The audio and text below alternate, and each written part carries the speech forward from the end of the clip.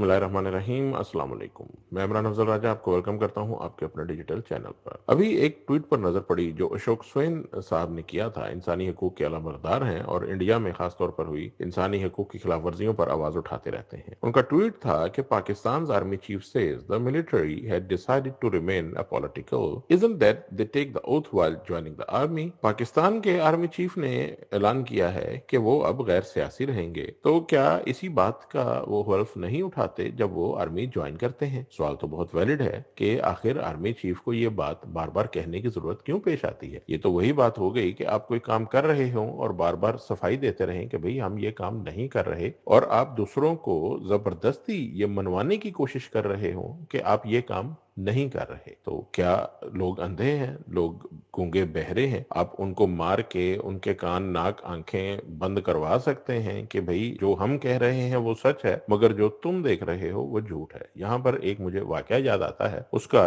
ये ट्वीट से कुछ लेना देना नहीं है, एक बिल्कुल सेपरेट। मैं आपको एक बात बताता हूँ कि एक बिल्कुल बंद बिल्डिंग के बाहर तकरीबन 200 के करीब लोग एहतजाज कर रहे थे और बिल्डिंग वालों को गालियां निकाल रहे थे। बिल्डिंग जरा साउंड प्रूफ थी, उसके अंदर आवाज नहीं जाती थी, तो अंदर वालों को कुछ पता नहीं था कि बाहर क्या चल रहा है। ऐसे में एक आदमी बाहर से आया और बिल्डिंग के अंदर गया। उसने बिल्डिंग के मकीनों को बताया कि भाई बाहर तो ऐसे 200 लोग जमा हैं, वो तुम्हें गालियां निकाल रहे हैं। तो जो बिल्डिंग का सरबराह था उसने बोला कि इस आदमी को यहीं बिठा लो और इसको बाहर मत जाने देना। तो सब हैरान हुए कि इसको यहाँ बिठाने का क्या फायदा। उसने कहा कि ये आज इसने बात हमारे सामने की है, मगर ये कहीं और भी जाएगा तो ये उनको भी बताएगा। ऐसे में एक और आदमी अंदर आया और उसने भी यही बात की। उसने कहा बाहर लोग आपको गालियां निकाल रहे हैं। उसको भी बिठा लिया गया और उससे पूछा गया कि और कितने लोगों को ये बात मालूम है। उसने कहा भाई जो भी बाहर से गुजरेगा उन सबको मालूम होगी। तो आखिरकार ऑर्डर ये आया कि जितने लोग ये बात जानते जाएं कि हमें गालियां पड़ रही हैं, उनको सबको बिठाकर बंद करते जाओ। ये कैसा सोल्यूशन था मुझे तो समझ नहीं आई, मगर चल यही रहा है। जो आदमी बात करता है, जो आदमी कहता है कि हाँ मुझे मालूम है क्या चल रहा है,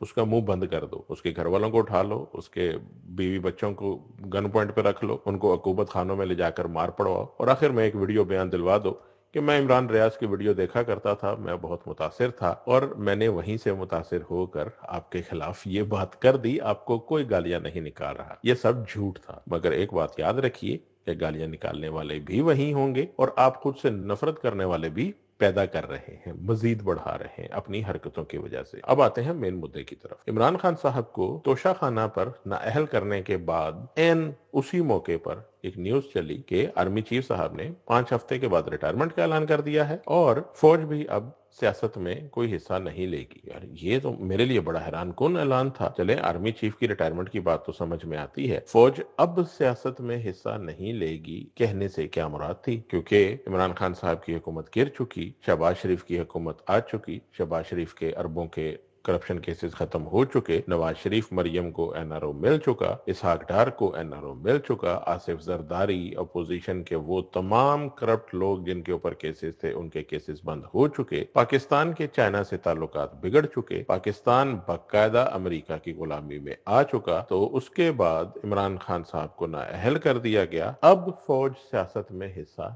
नहीं लेगी। तो हैरत की बात है।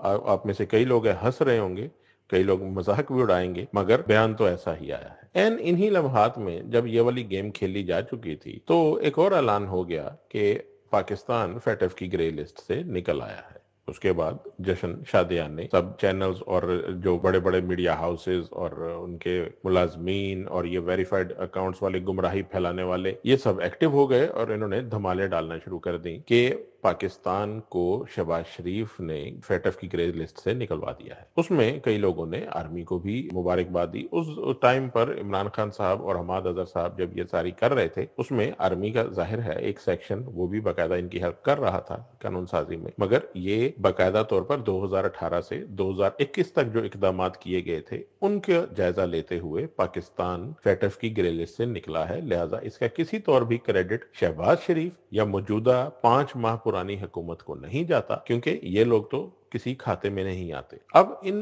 खबरों की टाइमिंग्स देखी जाए कि आखिरकार ये सारे ऐलानात एक ऊपर नीचे इस तरह किए गए जैसे इमरान खान साहब की जो नाअहली है उसको गहनाया जाए, उसको पसे-पुष्ट डाला जाए। इसी दौरान इमरान खान साहब ने एक और सिक्सर लगाया और उन्होंने तमाम लोगों को एहतजाज खत्म करके वापस घरों को जाने की हिदायत की और बोला कि अब तमाम कारकुनान उनकी कॉल का वेट करें। मेरे हिसाब में ये एक बड़ा अक्लमंदाना फैसला था, क्योंकि ये मामला कोर्ट में जाएगा और कोर्ट में बड़ी आसानी से हल हो जाएगा। लिहाजा इमरान खान साहब के लॉन्ग मार्च को या एहतजाज को किसी किस्म की इंतकामी कार्रवाई बनने से रोकना अशद जरूरी था कि लोगों में ये तासुर ना जाए कि चूंकि इमरान खान साहब को नाअहल किया गया है इसलिए ये एहतजाज शुरू किया गया है। एहतजाज खालिस्तान पाकिस्तान में हकूक के लिए और आजादी के लिए, हकीकी आजादी के लिए किया जाना था और इस मुसल्लत शुदा करप्ट हुकूमत से छुटकारे के लिए किया जाना था, ना कि इमरान खान साहब की नाअहली खत्म करवाने के लिए। मौजूदा मार्च की सिचुएशन बिल्कुल वो वाली हो जाती जो नवाज शरीफ की मशहूर जमाना मुझे क्यों निकाला मुहिम की बन चुकी थी। लिहाजा मेरी नजर में इमरान खान साहब ने बिल्कुल दुरुस्त फैसला किया कि उनको ये मुझे क्यों निकाला वाली मुहिम नहीं चलानी और ये फैसला बहुत आसानी के साथ